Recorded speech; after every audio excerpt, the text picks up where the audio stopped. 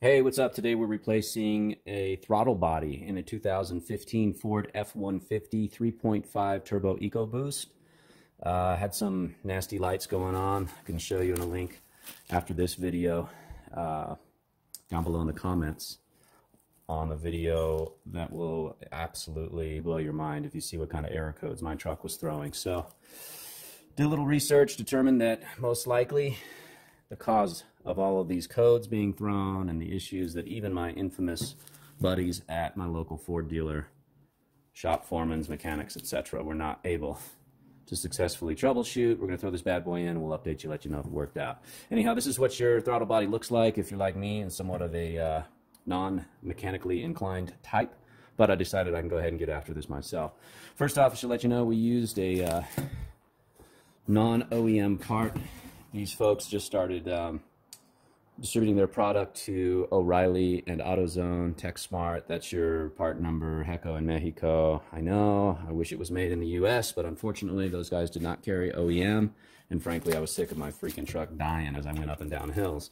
First thing I want to point out as I was doing my own uninstall is this little knob right here on the back of the sensor module.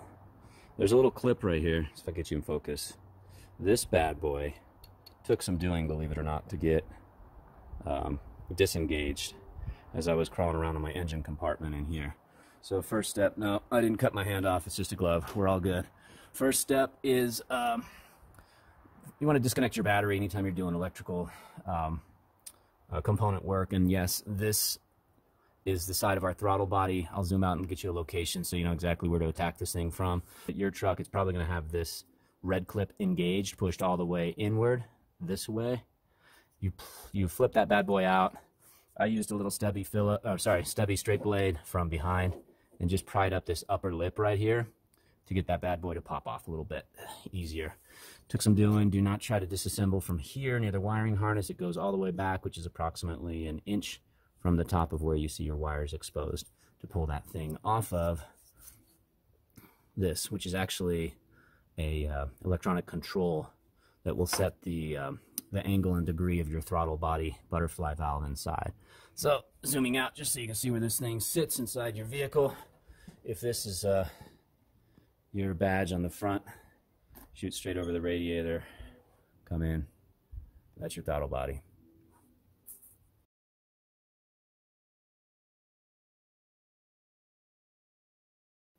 Okay, for your next step, you're going to need to remove this hose, which is what carries the airflow in past your throttle body into the turbos and does all of its turbo, wonderful, powerful stuff. So I went ahead and loosened up this clamp only. We want to keep the second clamp in the back nice and tight so that we don't have to mess with putting this junction back together later. Just need to loosen up this front clamp, and it just pops off the throttle body like so. You're going to need to push it out of the way. The other quick tip I got for you is these little bastards right here. 1, 2, I don't know if you can see it. Somewhere down there is number 3. And believe it or not, all the way up underneath here, thank you Ford, is number 4. And they're size 5/16. Not a very common size nut head or bolt head, but I can tell you, me trying to get a ratchet wrench on that thing was not easy. Fortunately, by some small miracle, and I do mean small, I found this dinky little bastard buried in my glove box. Again, it's size 5/16. Looks like it comes with like a little girl's doll set or something. Don't know how the hell it got in my toolbox, but thank God it's there because, like I said, it fits on these bad boys like a glove. And more importantly, just a quick tip. Again, I'm not a mechanic. I'm just putting a $100 part in my $60,000 truck because probably I'm too cheap to pay Ford to do it. And frankly, I didn't want to wait as long as they had for me on their schedule to get in and have a pro do this. But I will say kudos to those Ford mechanics because getting these little bastards dislodged, especially the two lowers and especially this dude down here underneath and around the corner, not the easiest thing in the world. Quick non-mechanical guy tip, just if your mind gets kind of backwards and twisted around like mine does, when you get onto the right side of your throttle body, okay, pulling up is counterclockwise. That goes for both of these, obviously. And if you put a box end or an open end wrench like I've got here on these bad boys. Obviously, pushing down is counterclockwise. Believe it or not, that simple stuff for us weekend warrior types actually helps. So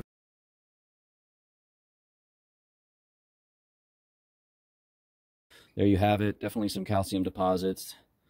There's some debris on this side that actually is probably from me trying to wrestle that vacuum hose off. But overall, not too bad. This little flap right here, when these bad boys are still connected to the electronic module, that piece that I told you how to take apart in there, it's possible that these guys will have some type of an ice-breaking snap to trigger this butterfly flap to come back and close with aggression. This is all electronic gearbox and servers or servos and stuff in here. So long story short, if you're ever working on these, you're trying to take it apart and clean it and do it the easy way without trying to wrestle these bolts like I just did for the last 5 or 6 minutes, at least at a minimum, please make sure you disconnect that thing right there, which is this doohickey hanging, the red tab I mentioned at the top of the video. Disconnect that. Have your battery disconnected as well. Always a good idea. And before you get in here and start messing around with this flap, absolutely make sure that there is no further power to the servos in here via this module.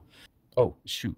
Before I forget, you ever see those how-to YouTube videos that always leave that one little mysterious part out of their instructional video? And you get a little pissed off about it later because you're like, dude, you told me all that stuff. You could have at least told me about that thing.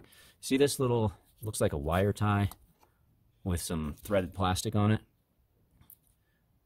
Probably because that's exactly what it is.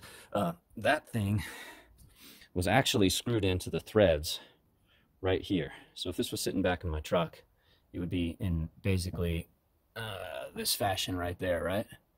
So on the lower front face of this thing, that threaded wire tie was screwed in here, and that was the only thing that was hanging on to it after I got all 4 of these puppies out of there. So you can see it's milled and machined for the first inch or so, and then it threads all the way through so it can connect to this part right here. If you buy the same replacement part that I did, you'll find that it comes with a replacement gasket. It's green just like the OEM gasket. So we're going to rip this thing out of here and throw the new one in. Of course, always replace your gaskets when you can. This is fuel system stuff, so maybe you plan better than I did. Instead of coming from yard work to makeshift mechanic, get yourself some nitrile or latex gloves for this job.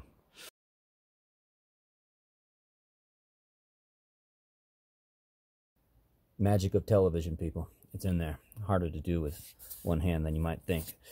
So that's in there nice and flush. Use the back of your hand, push it in, make sure it's nice and secure all the way in to the grooves in there.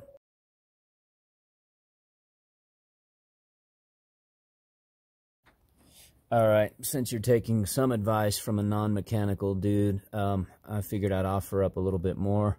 I don't know how you feel about this, but I figured while I'm at it, I might as well just go ahead and wipe the inside of not only my intake from any debris that I either kicked in there that has built up over the years while I'm at it, so I can get a nice clean install of this nice clean part.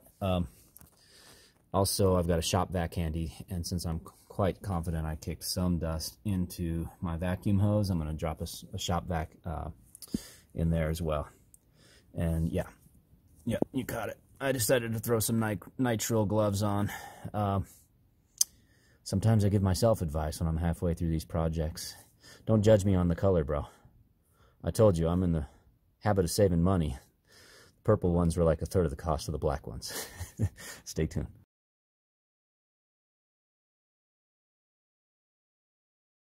Well, that there is a brand new throttle body assembly. Cleanest part in my engine compartment, man. We'll see how long I can make that last. How tight did we tighten things back up? This hose clamp actually leads into the turbo boot. A lot of pressure in there. You definitely want to get that bad boy nice and tight. I just gauged the original tightness of how much of a pain in the butt it was to get these 4 bolts off. With respect to how tight I made them, again, this is obviously a plastic coating on the outside, but there's metal threads inside, steel threads inside, so you can really wrench on these and get them nice and tight with your little little Barbie wrench here, if you're lucky enough to have one of those bad boys. This dude just clips in. You're going to push this red doohickey back down. It should pop out like that when you start your job. Once you get it in, get it really nice and snug on there. Pop the red knob back down, and oh yeah, just an overall look. You can see how much that green gasket was hanging out earlier when you just set it into the groove. As you tighten around in a star pattern on those 4 bolts, you should have no more green gasket visibility other than this little knobber at the top of this bad boy.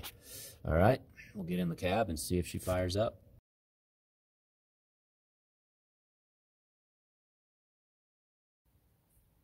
The moment of truth.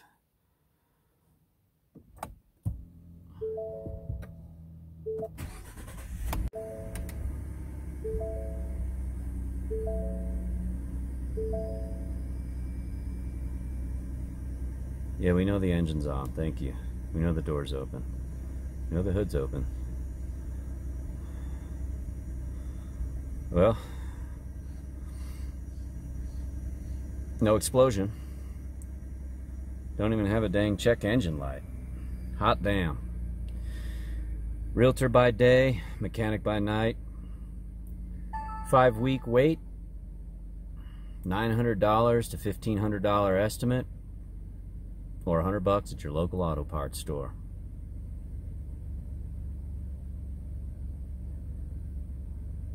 Good luck to you.